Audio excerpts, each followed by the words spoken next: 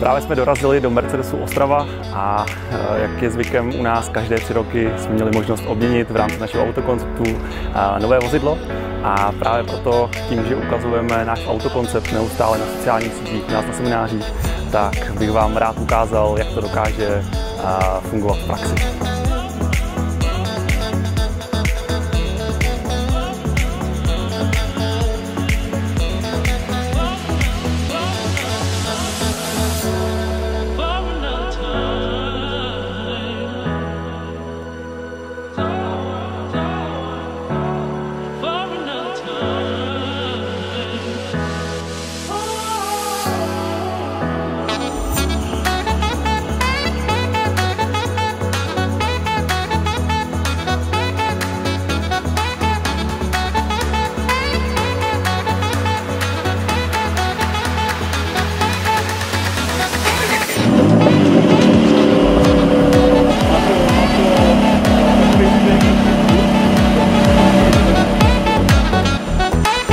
Musím říct, že když jsme se přibližovali tady k autosalonu, tak jsem byl nervózní jako malý kluk. Máme to dokonce i nahrané a má se mnou adrenalin a emoce ještě do teďka.